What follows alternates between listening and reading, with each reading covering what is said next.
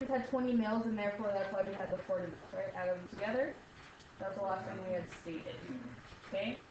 So we need to find out what concentration we have for silver, because they're going to change based on the fact that you take it so much. Okay? So our, maybe I'll just make the card just so you can see it.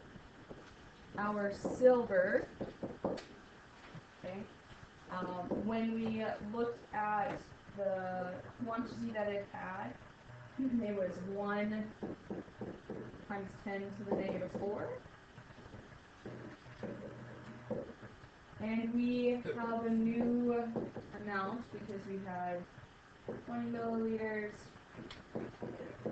40 milliliters. There's a sorry, value given to you in the textbook regarding the concentration at the beginning. It's if we had 20 mils of sodium chloride.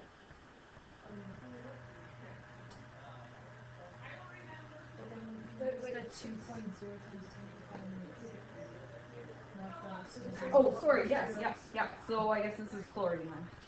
Sorry about that.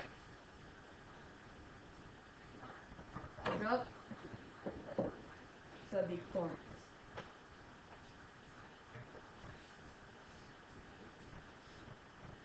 Okay, so when we do this, as long as I did my math correctly, you get 5 times 10 to the negative 5. No.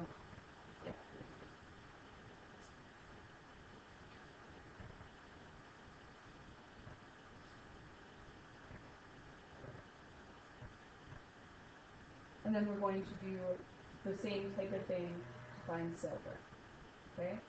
So should I extend or go on to the next page? Is it easier if I go on the next page for you guys to see it? Doesn't matter. It doesn't get too small for you guys when I extend. Okay. So then for the next one, I'm just going to do it a different color just so that we see the 2 different ones. Hopefully I don't make a mistake here. So this time silver, and that was the 2.0. Is that right? Times 10 to the negative 6. Okay. Again, we took 20 mils, and the final is going to be 40 mils. So my 20.0 mils, my 40.0 mils.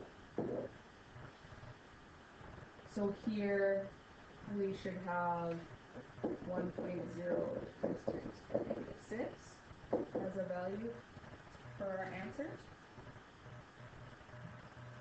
Okay, so remember we had to find these new concentrations because we're only taking so much of it. Last time it told us it half it, or we were taking equal amounts, so that's why we divided it by 2. Okay, so now we're going to go back to how we've done our normal equations. Because we've now found these 2 concentration values, we're going to plug them into this. Okay? So I'm going to calculate my KSP by taking my EG and CL values. So 5 times 10 to the negative 5, and 1.0 times 10 to the negative 6. When we multiply those together, we should get 5 times 10 to the negative 11.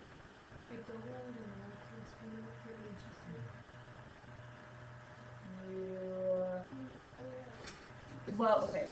KSP, QSP. We're basically comparing to see if it's the same one.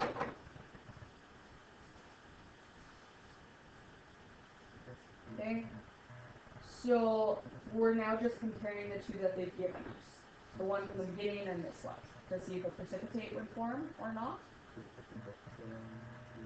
So remember that our KSP value that you had stated was at 1.8 times 10 to the negative 10.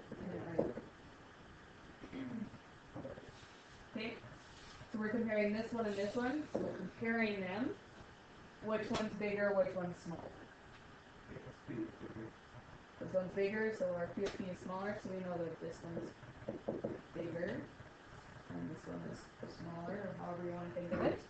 So then when we look at, sorry, did I write that backwards? Yeah, I did. I wrote that backwards.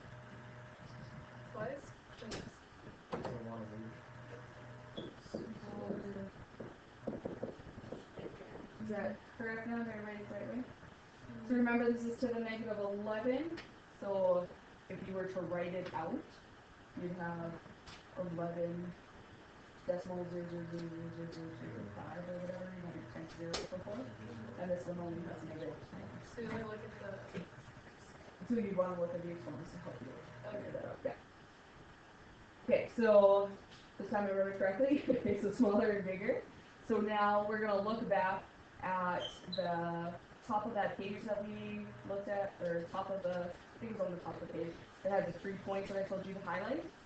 Okay, now we need to find out if it's going to make one. Well, we said that this one is smaller, therefore we're not going to have a precipitate form. Right?